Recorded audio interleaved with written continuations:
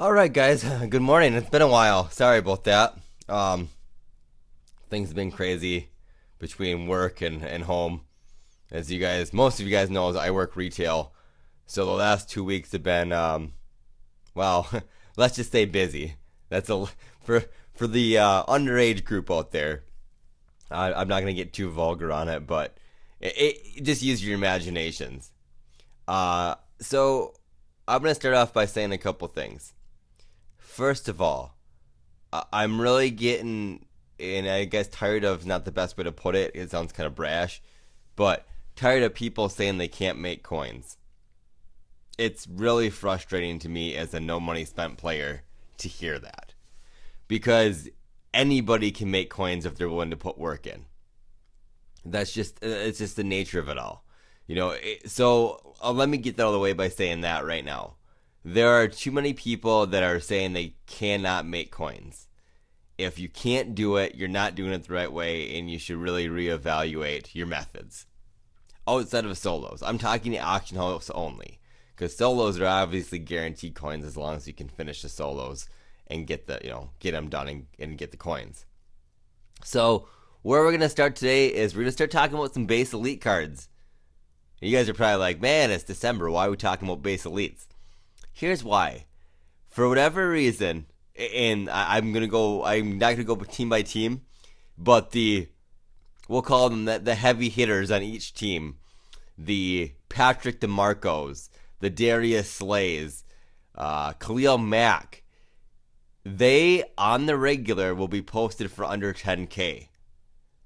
I have been able to, and these are just the base cards, not the alternate counts. We're going to talk about that in a second.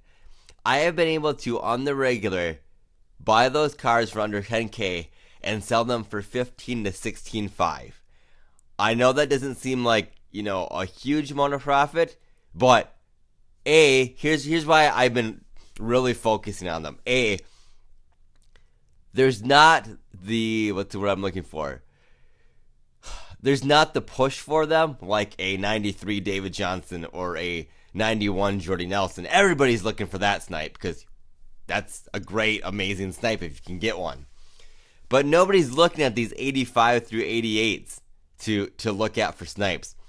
So, there are a few people. If something pops up that's obviously a snipe, like if Khalil Mack pops up for 4K, you should be insta-buying that all the time. But for the most part, at 8, 9K, when the rest of them are listed at 10, 11, 12, people are passing on them. Hard passing. I'm buying cards that have been up for 3, 4, 5 minutes and putting them up for 8 hours.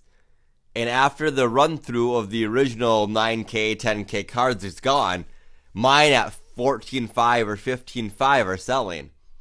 So that's something that you guys really need to look at as far as profitability.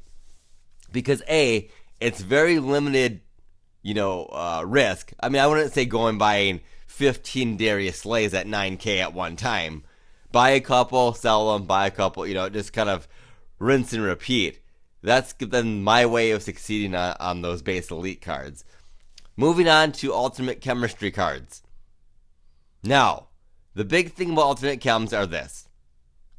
First, two things. Number one, when the auction house refreshes, for whatever reason, sometimes it will show the base card as the alternate chem card and vice versa.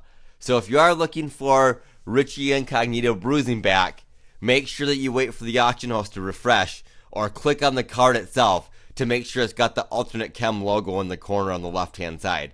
Because the one on the right-hand side that's got the actual chem on it takes 5 seconds, I'd say, to actually update to be the correct one.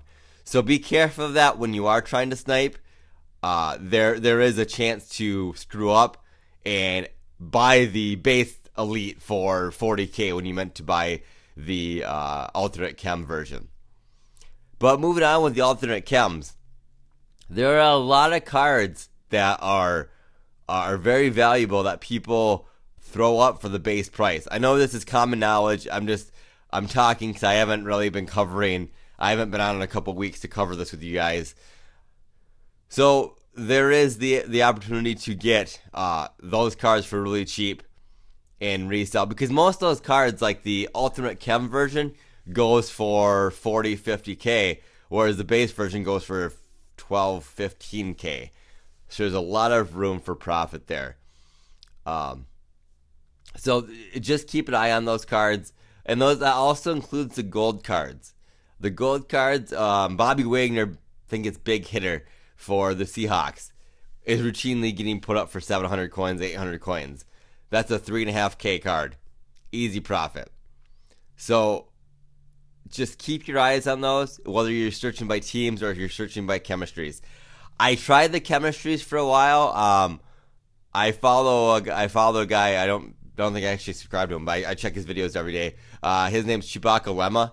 He does half-hour sniping sessions at a time, and he goes through the actual chems.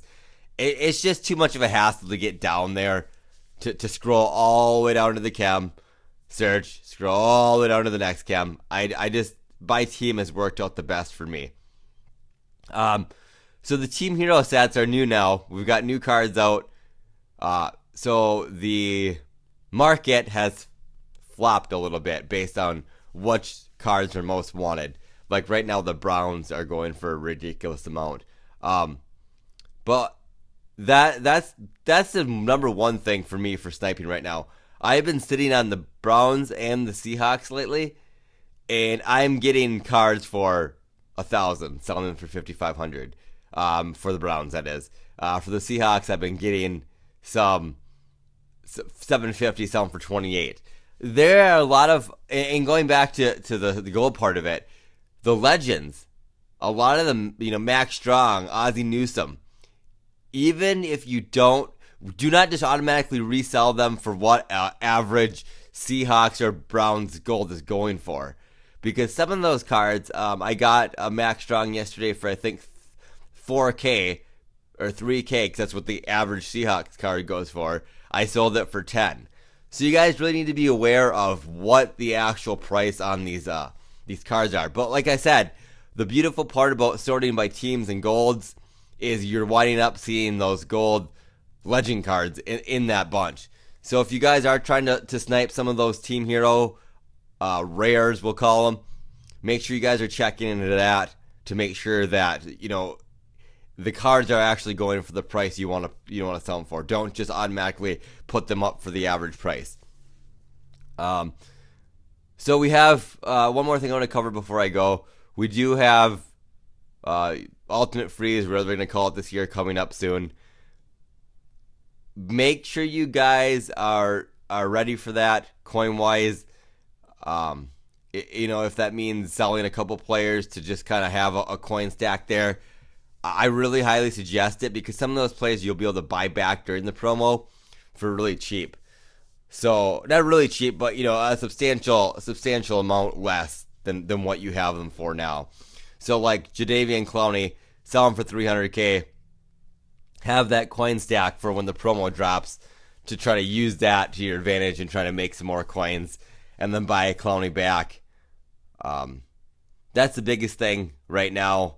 Looking forward, we won't have any other promos after UF until middle of January, I suppose, end of January maybe. I'm not sure. I don't remember last year.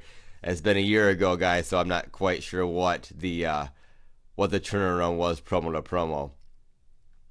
That's all I have for today. If you guys have any questions, go ahead and shoot me a message. Once again, Twitter at MUT Snipes all day. And you guys have a great MUT Tuesday.